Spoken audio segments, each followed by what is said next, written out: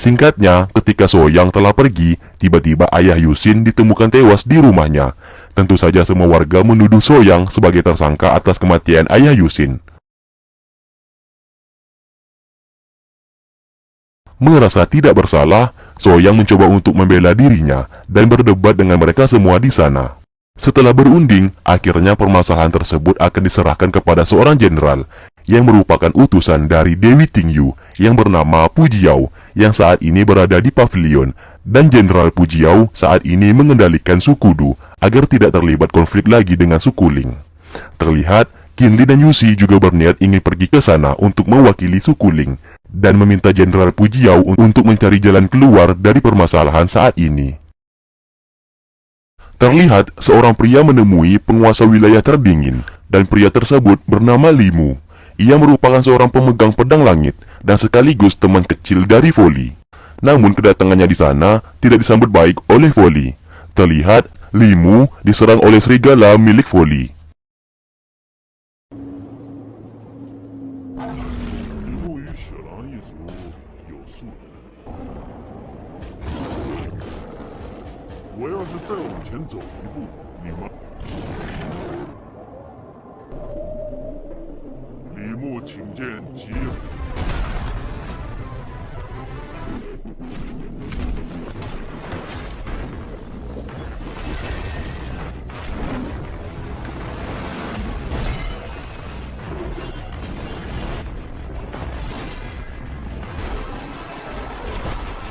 杀我的雪狼卫！九翼之剑。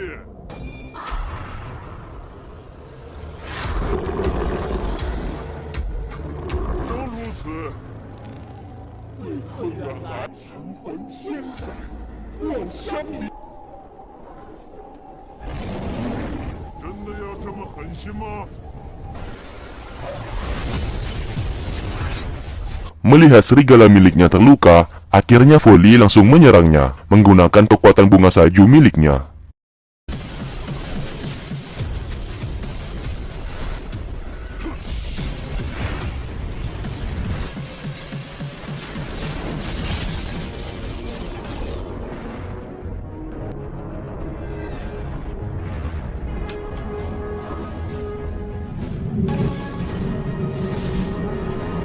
Singkatnya, setelah pertarungan itu selesai, terlihat Folly yang awalnya berwujud serigala kini berubah menjadi seorang wanita cantik.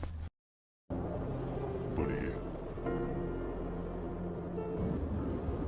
那时候之后，你便弃我而去。 Ternyata, maksud dan tujuan Limu menemui Folly untuk mengajaknya pergi ke suatu tempat bersamanya karena ia tak ingin teman lamanya tersebut terus-terusan berada sendiri di sana.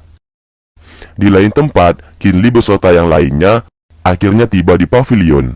Terlihat mereka disambut dengan antusias oleh semua warga di sana karena mereka dianggap sebagai pahlawan yang telah membunuh hewan pemakan spiritual. Sesaat, Soyang melihat seorang perempuan yang selalu memandanginya di sana. Sesampainya di kediaman ketua suku Du, mereka langsung membahas masalah kematian ayah dari Yusin. Di sini, Pujiao yang merupakan utusan dari suku Xuantian mencoba menyelesaikan masalah tersebut dan ia berpendapat kalau semua masalah ini bisa diselesaikan secara kekeluargaan dan tak perlu lagi untuk dibesar-besarkan. Di malam harinya, Qinli mengatakan kepada Yusi kalau ia akhir-akhir ini sering mengalami hal yang aneh dan menganggap semua hal tersebut berkaitan dengan kakeknya, yang dimana ayah dari Yusin sebelum meninggal pernah berpesan kepadanya untuk menggambar sebuah simbol spiritual yang pernah Qinli mimpikan saat itu. Singkat cerita, Qinli berniat ingin mengajak Soyang bekerja sama dengannya untuk membongkar semua kejahatan yang telah dilakukan oleh Pujiao, karena ia sangat yakin kalau semua kejadian yang telah menimpa suku Ling merupakan perbuatan darinya yang sengaja mengadu domba kedua suku mereka dan berniat menghancurkan suku Ling. Karena Dewi Tingyu tak terima kalau hewan pemakan spiritual dibunuh oleh Qinli. Sedangkan selama ini, Tingyu selalu berusaha membunuh hewan pemakan spiritual untuk mendapatkan pujian dari ayahnya yang berada di suku Xuantian. Tak lama kemudian, Goyu dan Yusi menemui mereka. Di sana, Goyu meminta Soyang untuk mengawasi semua pergerakan dari Pujiao, karena hanya Soyang yang bisa melakukan hal tersebut, mengingat Pujiao berada di pavilion dan tempat tersebut merupakan tempat wilayah kekuasaan dari Soyang.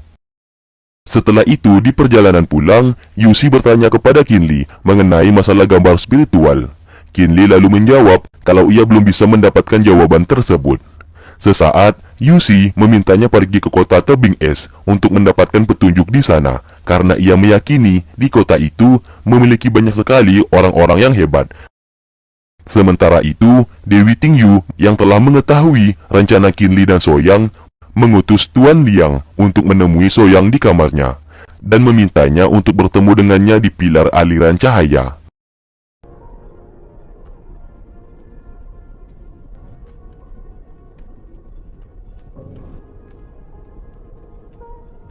Ternyata, Tingyu mengajak Soyang untuk mengkhianati Qinli dalam rencana yang telah mereka sepakati sebelumnya dan berjanji akan memberikan sebuah kekuatan mutiara aliran cahaya kepadanya. Sedikit info, mutiara aliran cahaya merupakan kekuatan cahaya yang bisa membantu Soyang untuk melampaui batas level kekuatan miliknya. Tanpa Soyang sadari kalau semuanya itu hanyalah akal-akalan dari Tingyu, ia hanya ingin memanfaatkannya saja untuk memusnahkan kota tebing es, karena jika kota tebing es hancur bersama dengan warga-warganya, maka berita Qinli yang telah membunuh hewan pemakan spiritual akan hilang, dan Tingyu tetap bisa mengakui kalau dirinya lah yang telah membunuh hewan pemakan spiritual tersebut.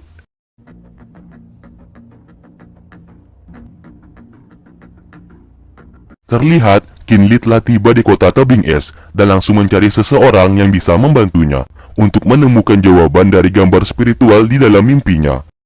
Namun ia malahan diusir dan ditertawakan oleh semua orang di sana. 这个女将， Ia tiba menemukan sebuah toko yang dimana toko tersebut merupakan milik dari Limu dan Folly. Terlihat, Qinli menunjukkan semua gambar spiritual miliknya kepada Limu. Melihat gambar itu, Limu mencoba untuk menyusun kembali gambar-gambar tersebut, dan benar saja, gambar itu seketika mengeluarkan sebuah cahaya. Sesaat, Folly yang berada di sana dengan cepat menghentikan cahaya tersebut, dan menyuruhnya kembali nanti di saat Qinli telah sepenuhnya memahami gambar spiritual yang dimimpikannya selama ini. 这些图板就是根据梦里的图所画。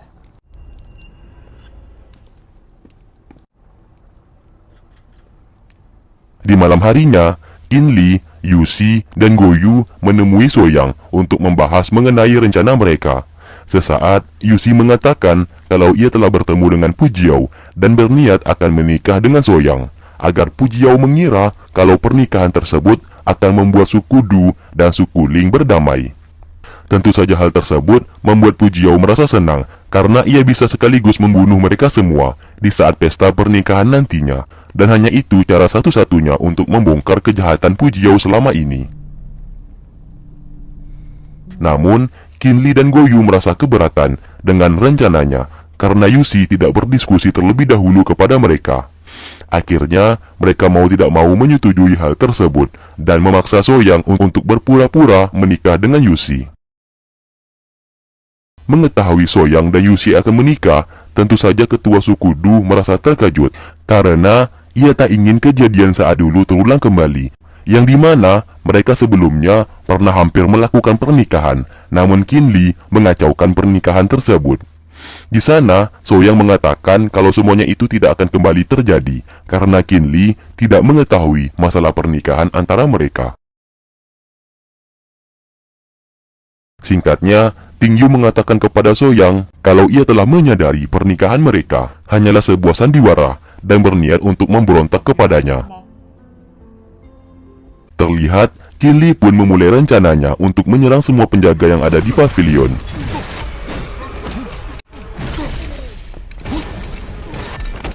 Di sana, Qinli meminta kepada Soyang untuk mengembalikan Yushi dan membatalkan pernikahan tersebut. 谁敢再辱骂人师一句，傅夫人回房歇息。 Tak lama kemudian, Pujiao dan Zhou tiba di sana dan langsung menghentikan tindakan dari Qinli. Karena perbuatannya tersebut, kini Qin Li dibawa oleh pasukan Pu Jiao untuk pergi dari sana. 有我在，什么都误不了。 Di saat pasukan Pu Jiao yang hendak membius Qin Li, tiba-tiba Tuan Liang menggagalkan perbuatannya tersebut dan membawanya ke kamar Huang Er, yaitu kakak dari Goyu. Ternyata mereka berencana memfitnah Qin Li sebagai pelaku pembunuhan atas Huang Er. Ternyata mereka berencana memfitnah Qin Li sebagai pelaku pembunuhan Huang Er yang sebelumnya telah dibunuh oleh mereka. Karena hal itu, ia pun harus menerima serangan dari ketua suku Du yang mengira Qin Li telah membunuh istrinya. Namun Pu Jiao mencoba berpura-pura untuk mengambil alih kasus tersebut dan berjanji akan menyelidiki secara tuntas mengenai kasus kematian yang menimpa istri dari ketua suku Du. 而为留他性命，还要问出真相。你这是要动用私刑吗？押他下去，待我亲自审问。是。 Terlihat, Goyu hampir saja termakan oleh rencana yang dibuat oleh Ting Yu dan membawa Yuxi pergi dari sana. Sesampainya di sebuah ruangan, Yuxi mencoba untuk menyadarkan Goyu kalau semua masalah ini merupakan ulah dari Ting Yu yang sengaja ingin mengadu domba mereka. Namun di saat Yuxi yang hendak menyelamatkan Qin Li, tiba-tiba Goyu menghalangi tindakannya tersebut dan memukulnya hingga pingsan. 放手，放开我！ Ia melakukan hal tersebut karena ia merasa cemburu melihat Yuxi yang selalu perhatian kepada Qin Li.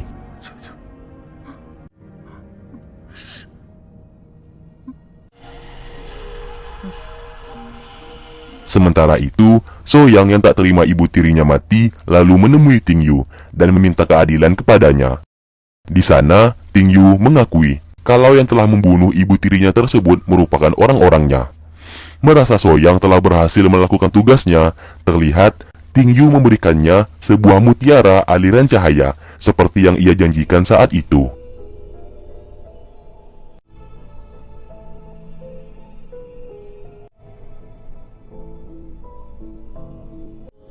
你瞬间变得暴击。 Di penjara pavilion, Pu Jiao langsung membongkar semua rencana dari Ting Yu dan mengatakan kalau Soyang telah mengkhianati mereka. Mendengarkan hal tersebut, tentu saja Qin Li merasa sangat marah dan menyerang Pu Jiao dengan kekuatan petir miliknya. 去那儿等你，等我给他奖赏。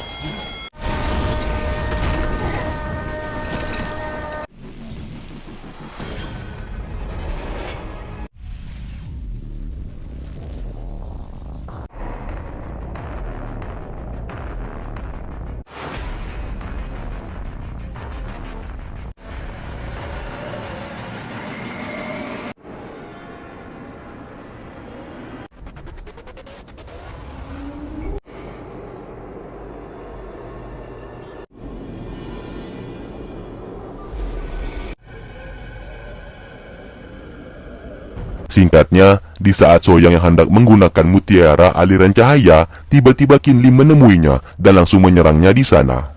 Dan pertarungan antara mereka pun terjadi.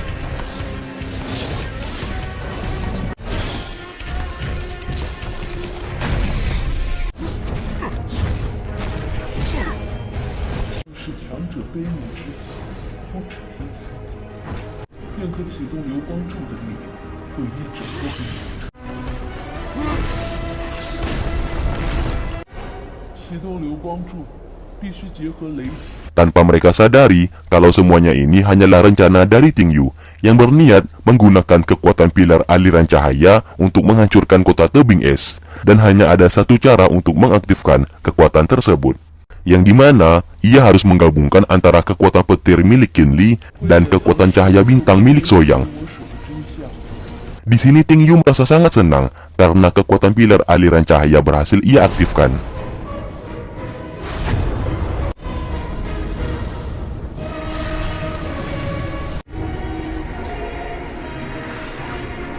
Namun siapa sangka, kekuatan pilar cahaya tersebut tiba-tiba dihentikan oleh seorang dewa yang menyerupai Qin Li, dan saat ini belum bisa dipastikan siapa orang tersebut.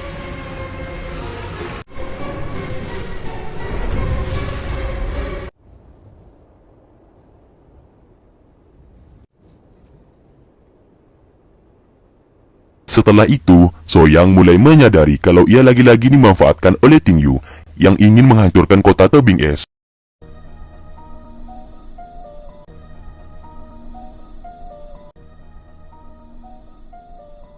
竟然激发如此巨大的能量。 Sesaat Ting Yu berniat akan membawa mereka berdua untuk berperang melawan klan iblis yang saat ini berada di suku Suantian. Tak hanya mereka, Master Ketua Sekte Senjata yang merupakan Ketua Sekte Senjata juga ikut membantu dalam peperangan tersebut. Mendengarkan nama Ketua Sekte Senjata, Qin Li yang dari dulu ingin menemuinya langsung menyetujui permintaan dari Ting Yu. Ternyata secara diam-diam, Si mendengarkan semua perkataan dari mereka.